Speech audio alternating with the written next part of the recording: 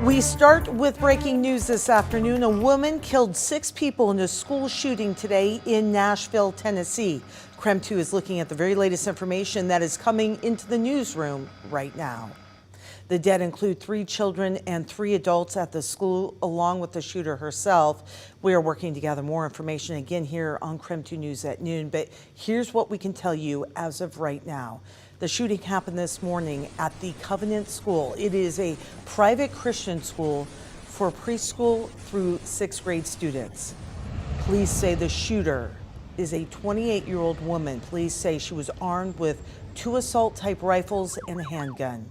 She was shot and killed by police. Right now, authorities are working to identify the victims and reunite students with their parents. I felt like my nerves left me. It felt like it was happening all over again. No parent should have to receive that call. No parent should have to go through anything like that. Again, KREM 2 News is working on this story. We'll update you as we learn more about the shooting, and you can get updates anytime online at krem.com, and we will continue to have more coverage on KREM 2 News first at 4. Now to a developing story here locally. A man arrested in connection to a hit and run in Spokane is expected in court this afternoon. Spokane police arrested the 72-year-old man on Saturday. Police say a tip helped identify him as a suspect in a hit and run from last Thursday. Police said the man appeared to have only one arm. According to police, the victim was trying to jump-start his car before being pinned by another vehicle. The victim was hospitalized with severe injuries. All right. It is just coming up on 2 minutes past noon right now. We're going to turn our attention to weather. You may notice it's a bit cooler outside today. Nicole Hernandez is stepping in for Thomas this afternoon. Nicole, what do you know? So Laura, I know it might feel a little bit cool. We are slightly below average, but take a look at how beautiful it is over the Spokane area right now. You can see that sun peeking through, some blue skies out there.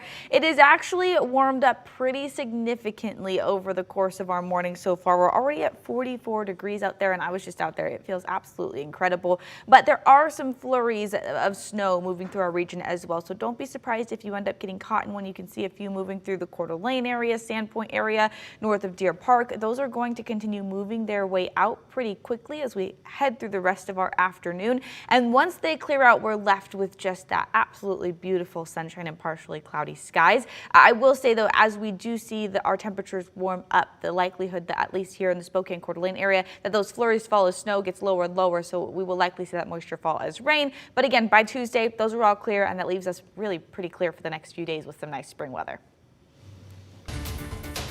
Some help is on the way to Mississippi after a deadly tornado killed more than 24 people. The tornado ripped apart neighborhoods as it touched down in the small town of Rolling Fork on Friday night. President Biden has issued a state of emergency for Mississippi and other states in the South, including Georgia and Alabama. They also saw very severe weather as well. Silicon Valley Bank is in new hands. The FDIC announcing today that it agreed to sell the failed bank to North Carolina-based First Citizens Bank. The sale involves all deposits and loans. The collapse of the Silicon Valley Bank was the second largest in U.S. history. Well, the Zag season, it may be over, but their players are still being recognized and celebrated today. Drew Timme and Julian Strawther were named to the March Madness West Regional All-Tournament team. Bit of a tough weekend for Gonzaga fans as the team fell to UConn in the Elite Eight on Saturday. The game also marked the final game for Timme. Here's what he had to say shortly after the game.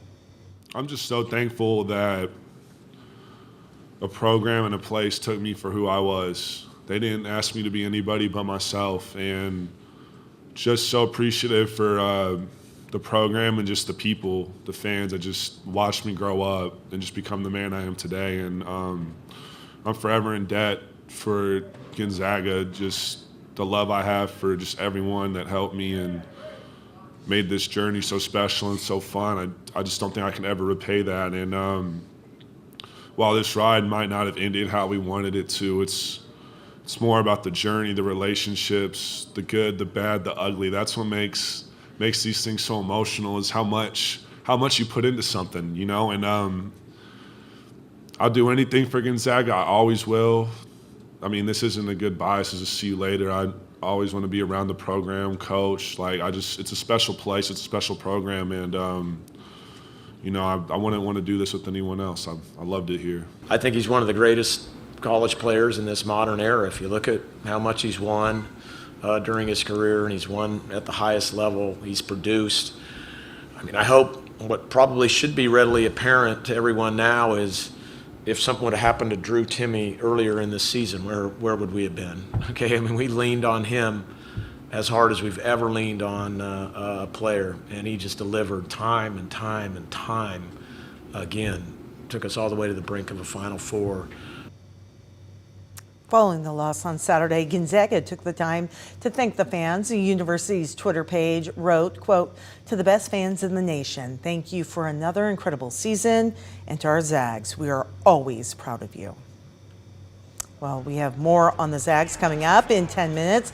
We'll take a look back at some of the highlights of Drew Timme's time with Gonzaga and break down what we know about the future for other seniors on the team.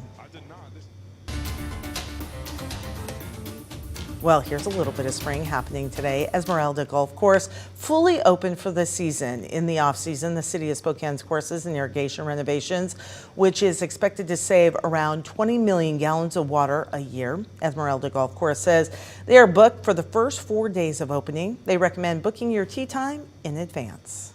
Winters around here can be a little unforgiving, especially for, you know, a lot of golfers, and so you know, when the courses open up, I think everyone gets pretty excited. I think everybody's very excited. Right now, there is not an opening date set for Qualchin and Indian Canyon golf courses. Downriver, Liberty Lake, and Meadowwood golf courses opened last week.